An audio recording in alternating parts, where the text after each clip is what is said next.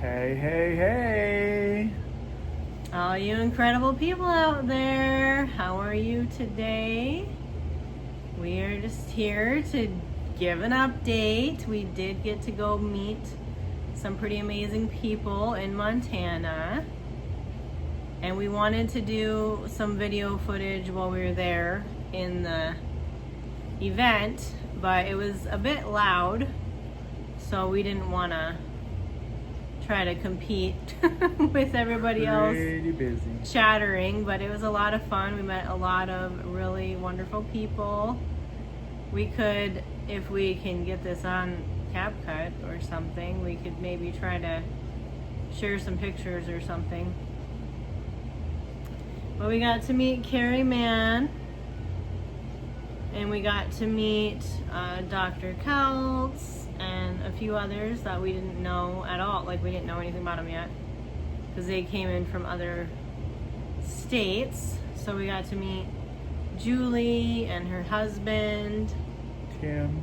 And there was Doris, and Doris. Cindy. And another content creator, Carnivore and Jesus, Becky was her name. We got to meet her too. So that was really cool and just inspiring to be around like-minded people. And here, we just heard like one or two stories. It wasn't, the part that we went to wasn't really about that. It was just about eating and mingling and just, having an enjoyable time. There were fireworks, but it rained a bit, and the B&B that we were staying in had their quiet hours at 11, so we had to dip out sooner, so we didn't see the fireworks, but we did still have a really good time. And then we went to the hot springs the next morning, and we were thinking that we'd be able to go and check it out, the mineral hot springs there. And lo and behold, on Saturdays only, every single night, they're open from 9:30 to midnight. So last night we checked that out before we drove back here to South Dakota from Montana. So surprisingly, I would say we feel really good still overall, with all the travels and getting home like today. So we're just now getting this video put together, and then it's like bedtime, so it's like, whew, man. No, better late than never. Yeah, and we had to get our little fur baby back from where she was being boarded, and had to do a little job on B&B, so we also had to do some cleaning for the business. And then, of course, just reset stuff to get ready for the swing of your regular routine on Monday. So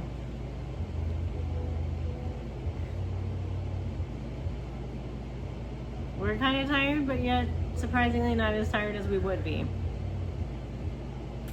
Like, our old selves probably wouldn't even try to put this together at all yet. It'd be like, we'll just have to do it later. It's getting too late. We're too tired. I did try not to. She wouldn't let me. Old self. Well, how does that saying go? Something about habits die hard. Old habits die hard, or something like that. Like when we're retraining our whole life, our whole brains, our whole wardrobe, just all kinds of things. It feels like some of those old ways of thinking kind of pop back in sometimes, and you're like, oh, wait a minute. This is kind of strange. But we are going to do a 7-day Lions diet, which will be kind of tough. No dairy, just ruminant meat, salt. Yeah, see how good we can feel, because that's kind of part of it too, is we did have an opportunity to reflect, you know, like where are we at? And we're still babies in this lifestyle, you know, so maybe it would just take more time to notice other things other than mental, you know, well-being, being able to tan better. Sugar and cravings. just sugar cravings and feeling like the inflammation is definitely gone, which I think is what made our trip way better, because like, can you relate? When you're traveling and you have to sit for a long time, hours and hours, 6.5 hours. yeah, it hurts, and you have to go to the bathroom. It feels like every other hour, and that wasn't something that I experienced this time. I mean, our going there, we did have maybe 3 or 4 hours. I think we did get one bathroom break in the, you know, almost 7 hours. And then coming home, we didn't have any break at all until like the last hour out of our area coming home. And I was just like, wow, this is crazy, because I mean, I would have had to be like, I gotta go to the bathroom so bad, and it's painful, and that wasn't the case. So I mean, we're not scientists, we don't know exactly, but it seems like inflammation. Yeah, well, not just the inflammation, but it seems like when you're not consuming like all the carbs, especially your breads, I think, you know, like maybe even the pasta, when you think about like, say, you know, you soak up some bread, it just blows up, right? And it holds all that water in you. So it seems like when you're having a lot of those carbs and you're drinking a lot of water, like those carbs are just causing your body to hold on to it. And when you don't have those carbs, it seems like your body is able to just utilize all the water that you're putting in there. So it doesn't just hold on to it, if that makes sense. And I don't know, like I said, I'm not a scientist, but I can feel a difference in my body. And that's the only thing I can come up with to kind of explain it on how it feels, and the way that it's like they even say with the bowel movements, you know, you don't have so much waste because your body is able to utilize all the nutrients that you're bringing into it. But when you eat a lot of those other foods that your body is not able to just use, then you have a lot more waste. So I don't know, I guess I kind of felt like it seemed the same way with all the water and having a lot with carbs versus having a lot without carbs, and how it feels in your body. Let us know in the comments if you think the same or you have a different explanation. Yeah, I'd like to know.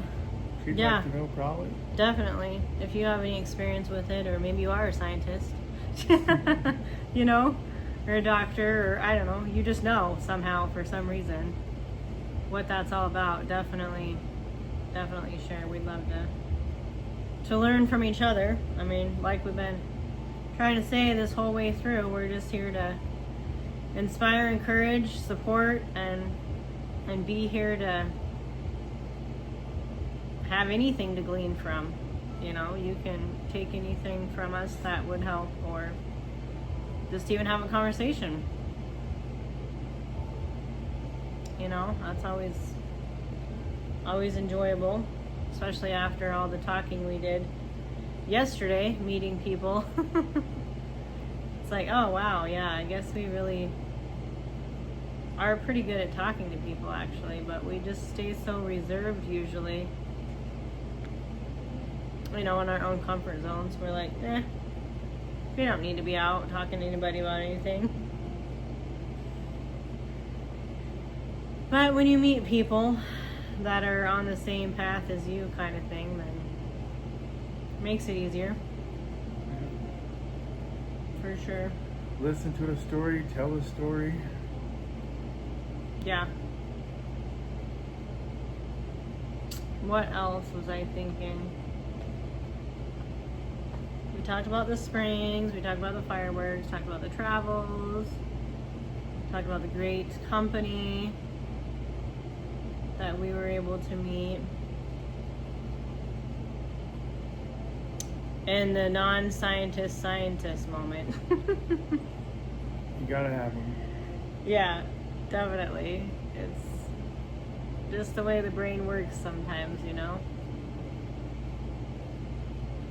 And the experience of how you're feeling. So, yeah. Hopefully, there'll be something to glean or something to share, like you do know about the water intake and the carbs versus no carbs and what our bodies are doing and all that.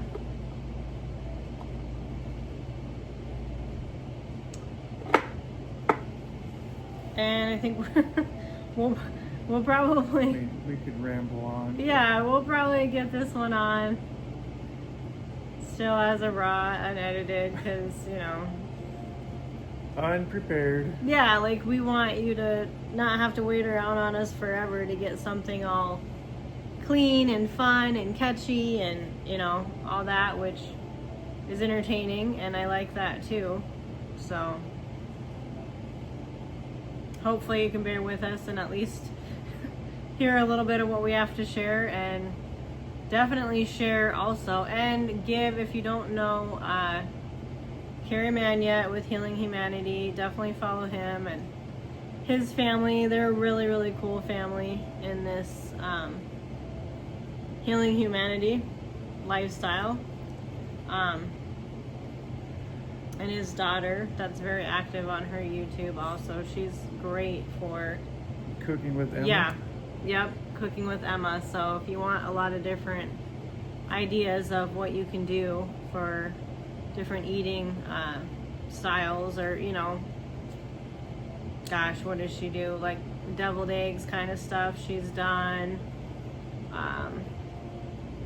Like a shuffle. I mean, there's a lot of different ones to kind of mix it up and keep it more exciting. And then there's people that are like great at being able to just every day, you know, like one big ribeye or whatever a day, and I mean they eat that and they're satisfied, and, you know, they don't feel a need or desire to keep it fresh and fun and exciting. So there's no right way or wrong way, it's just your way. So definitely check them out. Check out our new friend Becky, Carnivore and Jesus. She has her story about how it's been Jesus and carnivore. It's literally saved her life. So Steak and Butter Gang. Yep, Steak and Butter Gang. They were the ones that hosted this meetup, and it was really, really awesome. It was Bella's first one, so shout out to Bella for that. And she brought her cute little dog. So, and her favorite raw dairy that she's been enjoying. So if you're able to indulge in a little bit of dairy sometimes, know that there's some good options out there. Like Shane mentioned, we're actually working towards doing at least 1 week, just commit to 1 week of doing straight ruminant meats, which is referred to as the lion diet. So that'll just kind of help us figure out how good we can feel and what happens to the scale. I mean, is it gonna, you know, go down more? Will it stay the same? Will it go up a little bit? Whatever, I don't know. We'll just have to wait and see. And then also, yeah, like with how we're feeling, like what's our energy levels like? Are we noticing any less pain even, or inflammation, or mood? I mean, it's a big thing too with your mood. There's some people I know that do strictly ruminant because of their mental well-being, and like Michaela actually is one of them. Peterson, she's not able to come off of that kind of eating at all because it's not good for her mental well-being. So I think, you know, those are the good things to kind of watch for and pay attention. Pain levels, mood levels. Of course, scale, you can see what it's doing, just, you know, so you have like a trend, you know, to go by. Just to see, but it's not necessary to be on the scale all the time and know what your weight is, because it's not about the weight. And if you're doing something called refeeding, which is actually what the Steak and Butter gang, like her community, is really great at educating and like guiding you through. You can gain some weight initially because you're actually giving your body a lot of nutrients, and it can hold on to the weight or gain more weight. Again, not a scientist, I don't know how it works, but you can gain some for a while, and then once your body understands you're not going to be starving it and it's going to be having enough nutrition, then it'll start letting go of the unneeded fat, basically. So there's that. And Kelly Hogan also, she's another really great one to tap into when you're wanting to learn more about carnivore and how to be knowledgeable of being a substainer or an abstainer. I think that's what she calls it. Whether or not you're eating too much or too little, or if you can have that control where you don't overeat or undereat. So she's another great one to tap into also, to really get you going, so you can just be educated on all the things. So, and just have your own experience, get your journal, take your notes, whatever it is you need to do, and track where you're at and share if you want. It doesn't matter, like you don't have to start a YouTube and share that way if you don't want, but just share with your family, with your friends, just let them know what you're doing, how you're feeling, and all that good stuff. I think that's gonna have to be a wrap for this one, so we can get ready for bed. Bye-bye. You will see us on the next one.